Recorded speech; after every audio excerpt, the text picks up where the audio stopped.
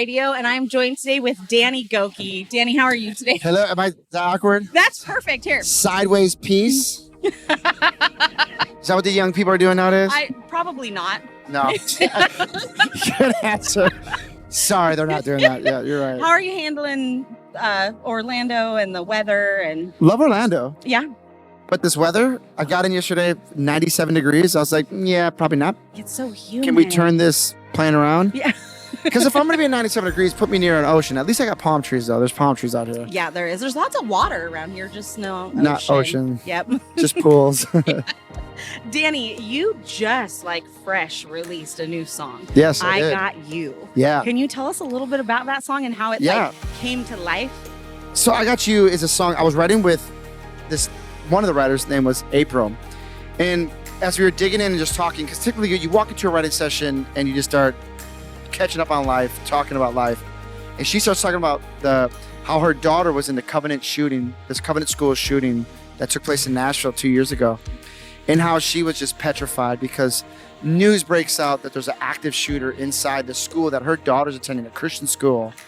And it was all over the news. And it was a hate crime. It was an absolute hate crime. And she finally got word that her daughter had made it. And how relieved she was and how she was clinging to God. But then the war, the internal war of what happened, though, to the parents who lost their kids. Because there were some kids that were lost that day.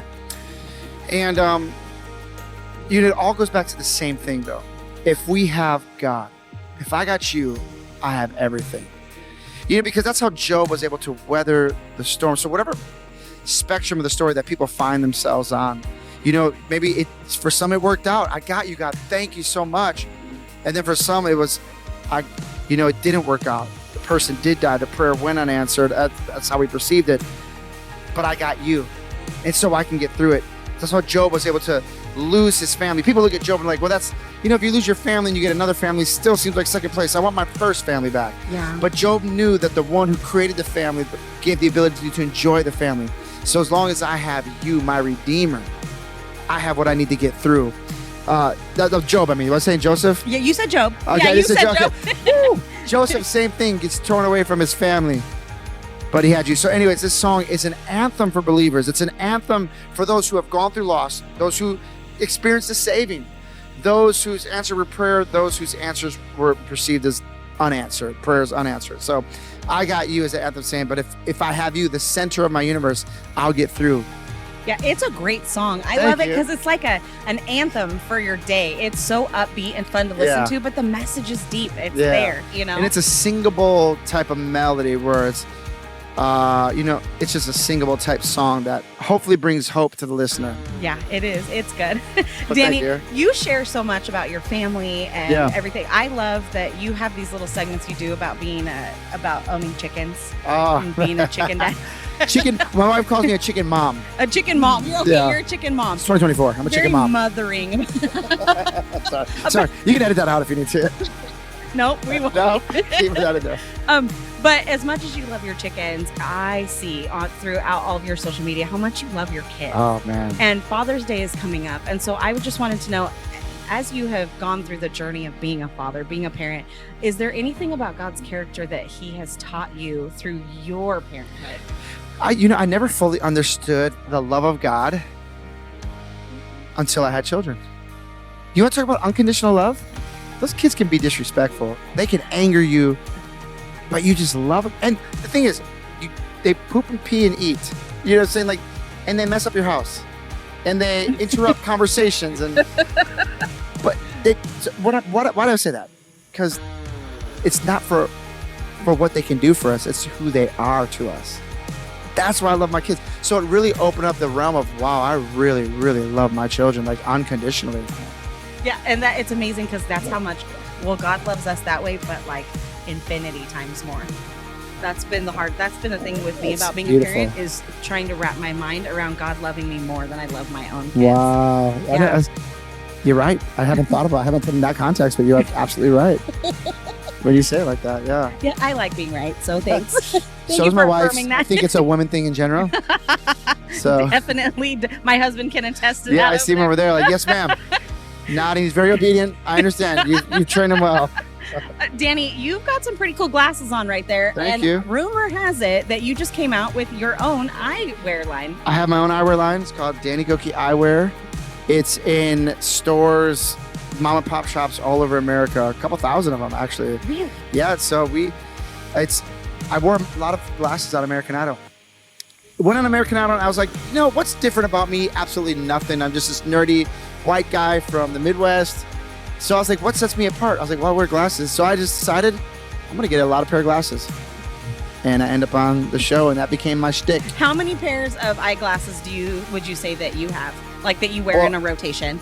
In a rotation, there's probably about 10 pair, just in rotation. But I've had over 1,000 pair of glasses though. Yeah, you have. Styles change so fast. Yeah, they do. Yeah. And I feel like if that's going to be part of who you are, then you embrace the nerd and Yeah. you came out with your own eyewear line. That's fantastic. The nerd is what I am. Yeah. And the nerd is what I do well. That's fantastic. You heard it here. You heard it here. Danny does nerd well. Better than most. Say better than most. And Danny,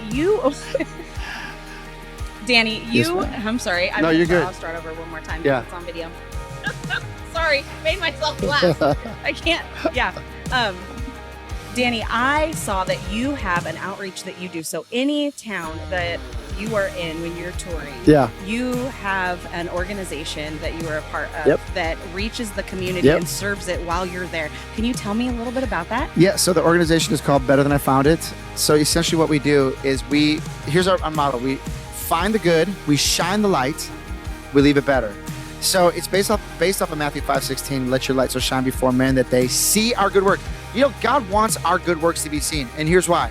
Because the end of the verse says, so they glorify our Father in heaven. Just last week, we were in Arkansas.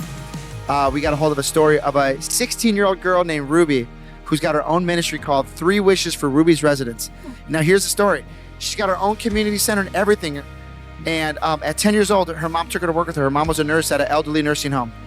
And she went in there, and she was like, it can be pretty hopeless in those areas, those nursing homes at times. She started asking the residents, if you had 3 wishes, what would they be? She thought it'd be a Lamborghini, $10 million, at 10 years old.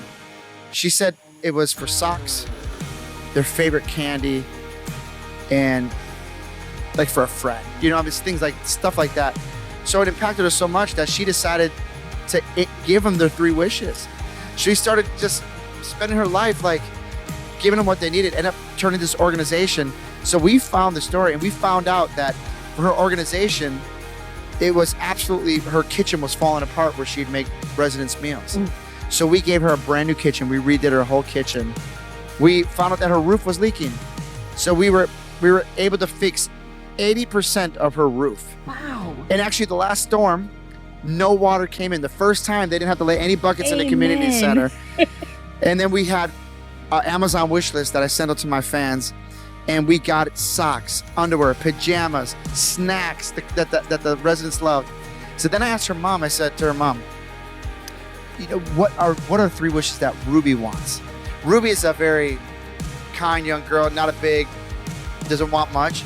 We found out what her favorite candy was. So we got her a big 5-pound bag of Sour Patch Kids. We found out, she's 16 now. We want to get her makeup. She likes makeup. We got her a gift card to Ulta Makeup. And then we found out that her dog recently passed away 2 years ago. So we went out and found the exact dog. It's a frou-frou, like puppy. I think it might have been a Yorkie. We found it, we bought it, and we surprised her with it. So it was... That is so cool. And you do that in a lot of the towns we did. In my hometown, we actually went out and I delivered pizza, and we made... I would go up to people, and I was delivering pizza, and I would go to people. I heard, did you order more dough, extra dough? No, I didn't order dough. Open up a pizza box, $500 in a circle of a pizza, and so we did that to several Best people. pizza ever. And we bought their whole pizza order. We surprised them by the whole pizza order, and basically said, "I got you," just like my new single. But it's take away the single part. Because we've given away free Chick-fil-A, but we just go around, we find the good, we shine a light, we leave it better.